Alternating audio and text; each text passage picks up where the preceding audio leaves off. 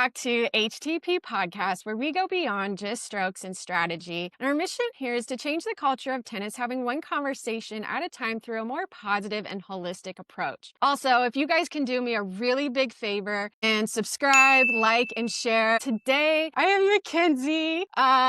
Kenzie and I met Martin Blackman. He made a huge impact on all the kids there, but as a coach, he made a huge impact on me as well and really made me such a better coach in person. Today, obviously focusing on you, Mackenzy. I really want to bring this up because I remember one lesson we had together, and obviously I wasn't the only coach you worked with. You worked with a lot of other coaches. Parents also allowed me to obviously focus on tennis, but also more than tennis. And one of the big things at the time that I wanted to get to you was how you present yourself on the court, right? And I remember I was like, you're going to take your tennis bag, you're going to walk over there, and then you're going to come back on the court and show me how you're going to walk on the court. And you're like, fine, okay. You didn't want to do it at all. But what I remember about that was also you were open to doing it, which, not all kids are. And the fact that it's not just hitting tennis balls, it's so much more how, you present yourself and your demeanor on the court. And I'll never forget that moment because you were I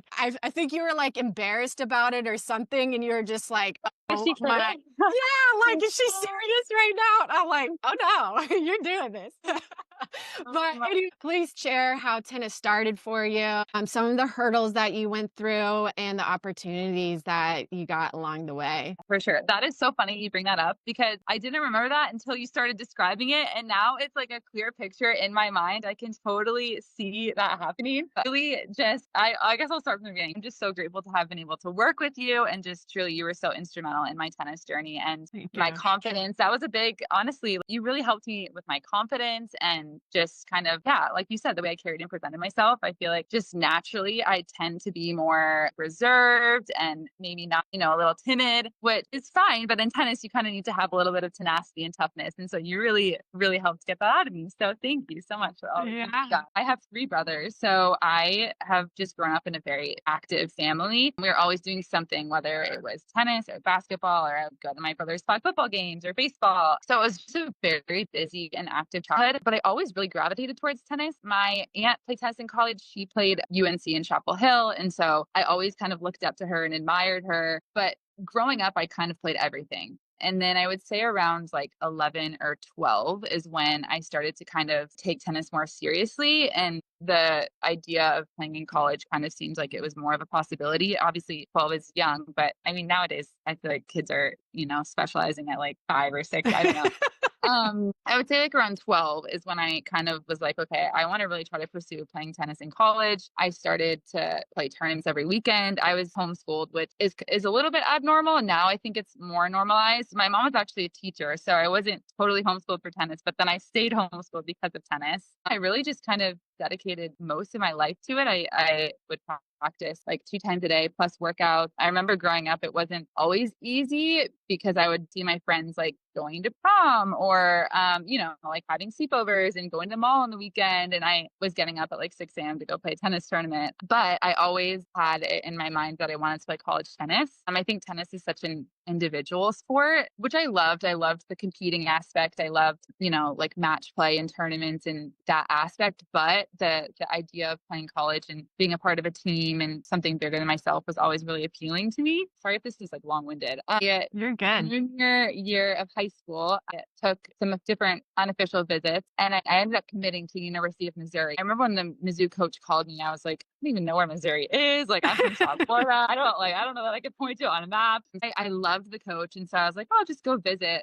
Might as well just go check it out. And I ended up falling in love with the campus. I loved the coach. My junior year, I committed and I played at the University of Missouri for 3 years. And then actually the summer before my senior year of college, I transferred to Clemson and I was there for 2 years because I got a 5th year because my last year was the COVID year. So I got a 5th year. So yeah, that was kind of in a nutshell how I got started. But if you don't mind sharing, why did you transfer? Yeah, that's a great question. There are a lot of different reasons. When I committed to Mizzou, the coach that I committed for, she ended up leaving the summer before I started my freshman year. I trained with her that summer. And then my freshman year, like I was on the shuttle heading home to like basically go home for a week before starting in August. And she called me and she was like, hey, I'm leaving, which was a bummer because I loved her, but I liked the person who was going to be the interim head coach. I stuck it out. I had a great experience at Mizzou. My teammates, some of them have been my wedding. I've been in some of theirs. I've truly made such lasting friendships and I love the college town.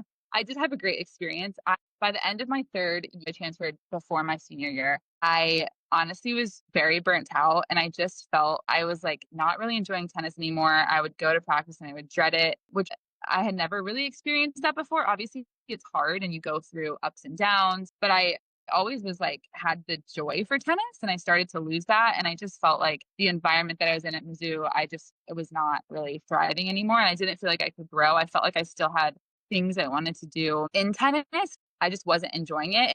Ironically enough, I was having success at Mizzou. The summer before or the year before I transferred, it was like my best tennis year. I was like Wow. SEC player of the week. I was playing number one. I was having all of these great results. I like got ranked. I didn't want to finish my college experience and like regret it because I wasn't enjoying it. I ended up making the decision to transfer. It was not an easy one because I was so comfortable at Mizzou. I like had made all my friends and I knew I was in the journalism school, which I loved, and just all of these different things. It's definitely really out of my comfort zone. Looking back, it was definitely the right decision. I had the best experience at Clemson. I really felt like I got that joy back that I was kind of missing. I don't regret anything. I always say like I don't regret going to Mizzou and I also don't regret transferring to Clemson. So Yeah. yeah. That's awesome. And funny enough, too, the coach at Clemson at that time was actually a girl I played junior tennis with. Right. So I was like, that's awesome. Tennis is always such like a Oh my small gosh. world, right? I think it was Yeah. Christy Such a Strickland small world. was the coach. Yes. Yes. So my senior year, it was Nancy. Yes. Yes, Nancy Harris. And then for my fifth year, it was Christy Lynch, I think was her married name. But yeah, Okay. yeah. Oh my gosh, that's so I forgot about that. I think you might have like DM'd me and told me that, but I totally forgot. Yeah. That's crazy. Yeah. I do love that about tennis. It's such a small world. Yeah, it really is. What did you end up majoring in then? Because it sounded like you were in journalism, and sometimes not all, everything transfers perfectly when you go to Yeah. another school and all the Yes, that credits. was So, yes. So that was another reason I was kind of drawn to Mizzou was because of their journalism program. So at Mizzou, I majored in journalism. I went into school thinking I wanted to do broadcast journalism. My uncle was in broadcast journalism. And so I always saw him and I kind of was like, oh, this is so cool. And then I had like 3 classes where I was having to speak in front of the camera. And I was like, forget it. I do not like this. I want to be behind the camera. And I loved writing. Then when I transferred to Clemson, I ended up graduating with a degree in communication because Okay. they didn't have journalism. It was like the closest thing was a whole thing with the transferring credits. It was a little bit stressful at the time, and then after graduating, worked in PR. So that's Okay. kind of like the path that I took.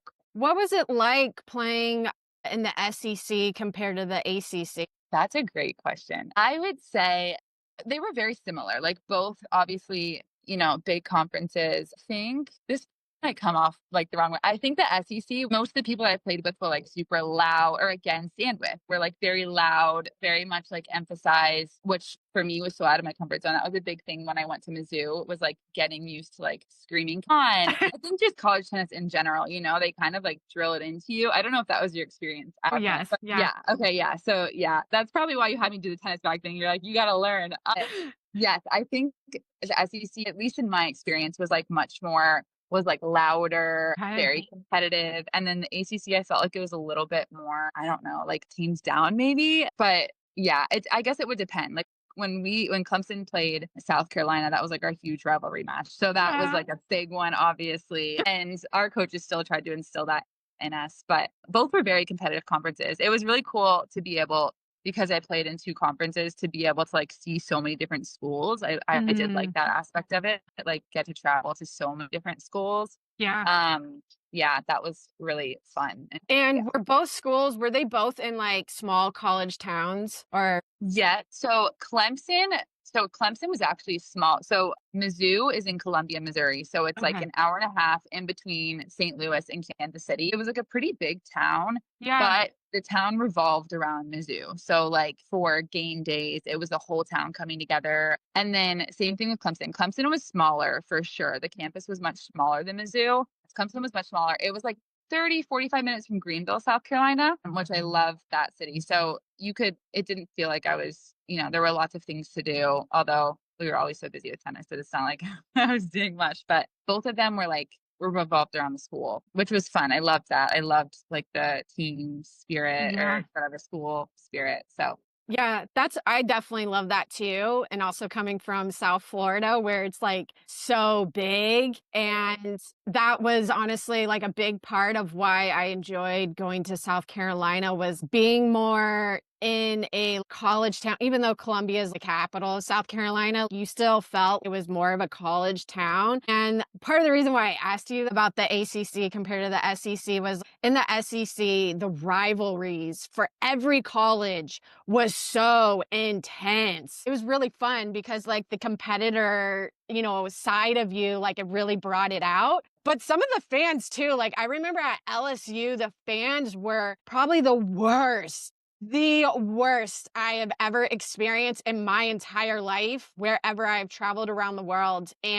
But at the same time, it was also fun, even though it was hard at times, because you're like, they're literally yelling me at as I'm about to serve and not saying nice words. yeah, I'm not going to say what they said. yeah, I can imagine. Yeah, Yeah. but at the same time, it was like, it really brought out like the competitive side. And that was a lot of fun. And even though, like you said, like Clemson and South Carolina were like your biggest rivalry, it also felt like every school SEC was a rivalry. It was I know. so intense. After I graduated, one of my college teammates, she asked me to play like this fun USTA league event. And I was like, okay, yeah, sure. And I remember going into it because I was still so like, from college. And the lady next to me, she's talking to me, how's it going? And I was like, what is going on right now? Like, why are you talking to me? Because it was just so intense. And I was like, okay, Jira, like, this isn't that serious anymore.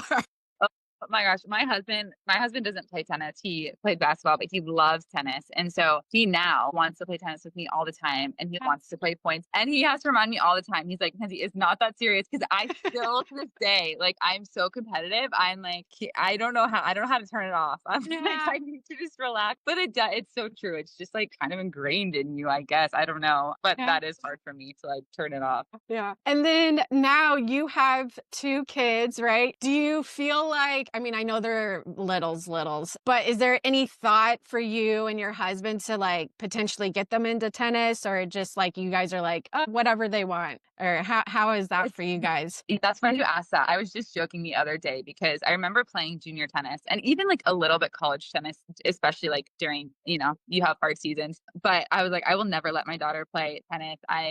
This is so hard. The girls are so catty, whatever. And now I'm like, I don't know how many years removed, but I'm like buying my daughter all of the tennis dresses. I'm like taking her out to the tennis court with her little racket. And I'm like, so I think for sure I will encourage it, but obviously, whatever she chooses is we will 100% support and same with my son. But yes, I think for sure I will at least get her out there a little bit and like hit with her, even just as like a fun activity. So we'll see. It is crazy. I do feel like it's at least from when, I don't know if you've seen this, but kids now I feel like are specializing in tennis so early. Like I feel like there are 4 and 5 and 6-year-olds that are training multiple hours a day. So yeah, I definitely have a lot to learn, but yeah, I think I'll encourage at least, getting out there a little bit. That's awesome. Really cool. And yeah, I would say in the last probably 10 years, I've seen more and more kids specializing like earlier and earlier and earlier. And I think part of it is like some